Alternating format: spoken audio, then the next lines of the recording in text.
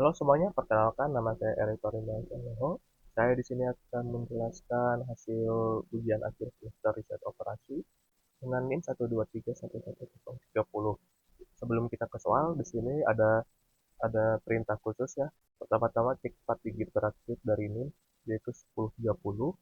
Karena ada aturan khusus, angka 0 harus diubah jadi 5. Jadi soal khususnya adalah A-nya sama dengan 1, B-nya 5 karena 0, C-nya 3, D-nya 5.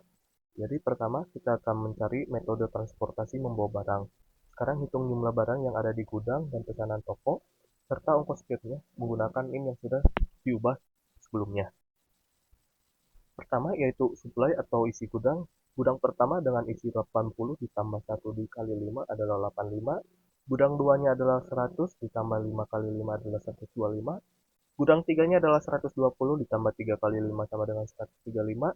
Total supply-nya kita jumlahkan semuanya 85 tambah 125 tambah 135 dengan total 345 barang. Terus kita cari demand atau pesanan toko. Pertama, toko 1 adalah 90 ditambah 5 kali 3 sama dengan 105. Toko 2 adalah 110 ditambah 3 kali 3 sama dengan 119. Toko 3 adalah total supply-nya di total supply berapa? 345 dikurangi 105 dikurangi 119 sama dengan 121. Jadi total demand-nya kita tambahin semuanya 105, 119, 121. Jadi total demand-nya adalah 345 pesanan. Jadi pas sesuai dengan permintaan yang ada di gudang. Terus kita tentukan ongkos kirim per unit. Dari gudang 1 ke toko 1 adalah 7, ke toko 2 adalah 13, toko ketiga adalah 13. Gudang 2 ke toko 1 butuh 12, toko 2 8, toko 3 adalah 14. Ke gudang Dari gudang 3 ke toko 1 adalah 11, ke toko 2 adalah 11, ke toko 3 adalah 5. Kita cari dulu solusi awal dengan northwest corner method.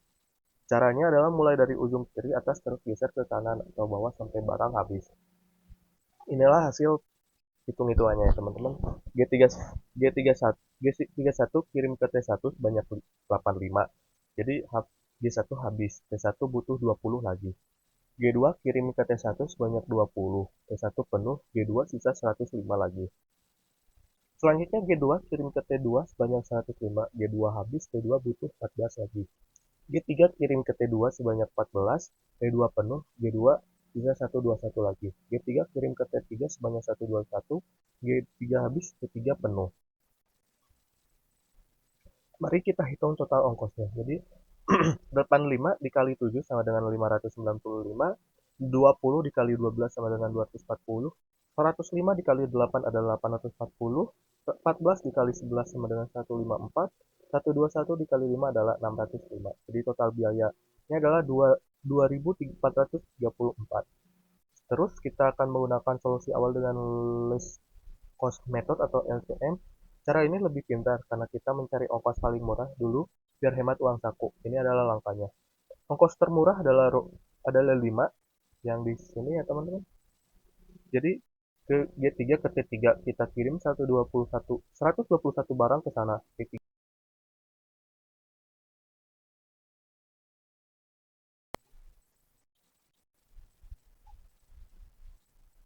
Termurah kedua adalah 7 ke T7.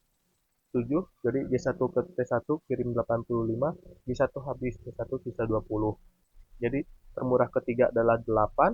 Jadi G2 kirim ke T2 kirim 119, G2 penuh, G2 sisa 6. Berikutnya adalah 11. G3 kirim ke T1 kirim 14, G3 habis, T1 sisa 6. Terakhir sisa 6 dikirim ke G2 ke T1 dengan ke T1 dengan ongkos 12. Semuanya habis. Mari kita hitung total ongkosnya. 121 dikali 5 sama dengan 605. 121 dikali 5 sama dengan 605.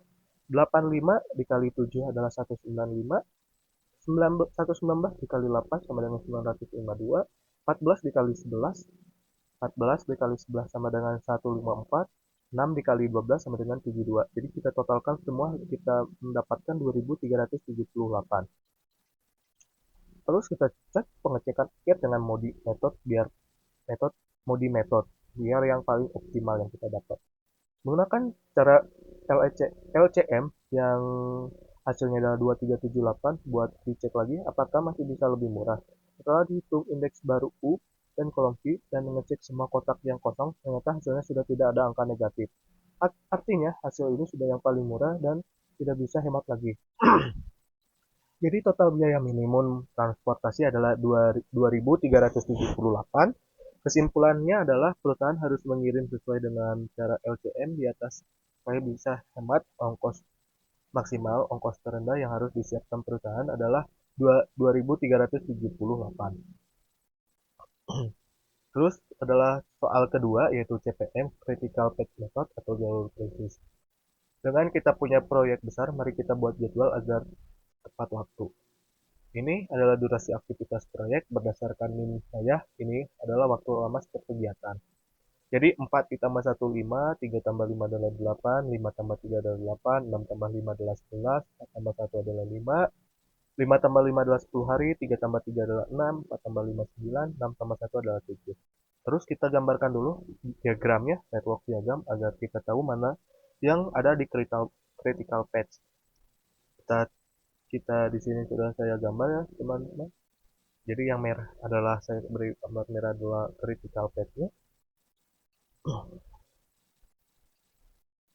Jadi lingkaran lingkaran warna oranye merah itu namanya jalur kritikal. Jadi tidak boleh ada telat sama sekali. Terus kita akan mencoba perhitungan maju dan mundur IS, IF, LS, LF dan float.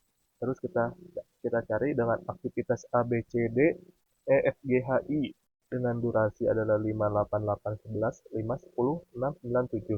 Dengan IS adalah early start yang mulai cepat adalah 0, early finish adalah 5, mulai lambatnya adalah 5, LS selesai lambatnya 10 dan float waktu santainya adalah 5. Aktivitas B dengan durasi 8, IS-nya adalah 0, EF-nya adalah 8, LS-nya adalah 0, red finish-nya adalah 8, float waktunya adalah 0. Kalau 0 itu jadi masuknya ke kritis. Jadi tidak ada waktu atau tidak ada spare waktu untuk leha-leha atau ada jeda waktunya. Aktivitas C adalah 8, durasinya 8, early start-nya adalah 5, early finish-nya adalah 13, late start-nya adalah 13, late finish-nya adalah 21. Jadi float waktu sampai float kritisnya adalah 8. Aktivitas D adalah durasinya 11, IS early start-nya 8, early finish-nya 16, late start-nya adalah 10, late finish-nya adalah 21 dengan float waktunya adalah 5. Dan E adalah 5 dengan durasinya 5, IS-nya 8, IF-nya 13, LF-nya 13, LF-nya 8 dan float-nya adalah 15. F adalah 10, 8, 18, 8, 18 dan waktu floatnya adalah 0. Jadi kita masukkan ke kritis. Ke G adalah 6, 16, 22, 21, 27 dan floatnya adalah 5.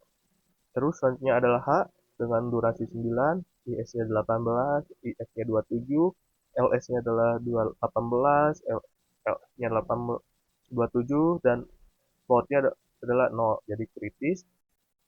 I adalah 7, durasinya 7, EF mulainya 727, EF-nya 34, LS-nya 727 dan LS-nya 34 dengan total floatnya 0. Terus terus yang kedua adalah terakhir jawab pertanyaan proyek. Jalur kritisnya adalah jadi jalur kritisnya adalah B, F, H, I. Jadi total durasi proyek adalah 34 hari dengan catatan pengaruh keterlambatan karena jalur kritis itu tidak punya waktu santai sama sekali. Floatnya 0. Kalau ada waktu aktivitas di jalur kritis yang telah 3 hari, maka seluruh proyek juga akan ikut molor 3 hari. Jadi selesainya berubah dari 34 hari menjadi 30 hari. Jadi ini gawat kan, jadi yang awalnya 34 hari menjadi 37. Apakah ini sesuai kontrak yang sudah ditentukan atau tidak? Jadi nomor 4 adalah bonus analisa konseptualnya. Yang pertama adalah soal pertama, perbedaan transportasi dan excitement adalah metode transportasi itu seperti mengirim paket dari banyak pabrik ke banyak toko agar ongkos kirimnya paling murah. Paket yang dikirim bisa banyak jumlahnya kalau excitementnya atau penugasannya itu mengatur satu orang mengerjakan satu tugas, misalnya satu orang pekerjaan atau mesin cuma bisa mengerjakan satu mesin tertentu saja bisa biar kerjanya paling jago dan cepat. Perbedaan CPF dan PRT adalah CPF itu kata pakai. Kalau kita sudah pasti tahu pasti lamanya sebuah pekerjaan misalnya pasti 5 hari, kalau PRT kita pakai kalau kita masih meraba-raba atau abu-abu. Bisa cepat, bisa lambat atau normal. Jadi PRT kita pakai tebakan waktu optimis, pesimis dan realita. Yang ketiga itu perbedaan jalur kritis dan non kritis. Jalur kritis itu bagaikan urutan pekerjaan super ketat yang nggak punya waktu luang sama sekali atau waktu tandanya nol atau plotnya nol. Kalau ini saja telat yang kritisnya nol, itu semua juga bakal ikutan telat. Sedangkan jalur non kritis punya waktu atau luang atau plot. Jadi kalau pekerjaannya mau istirahat sebentar, proyeknya masih aman dan selesai tepat waktu. Jadi untuk proyek manager bisa diperhatikan untuk yang plotnya itu nol, itu bisa lebih diperhatikan di sana agar tidak merembet ke pekerjaan yang lain-lainnya. Mungkin itu saja penjelasan saya dari soal teknik operasional. Mohon maaf bila ada salah kata atau salah pengucapan atau penjelasan yang kurang dimengerti. Saya Erik Perlindungan. Terima kasih.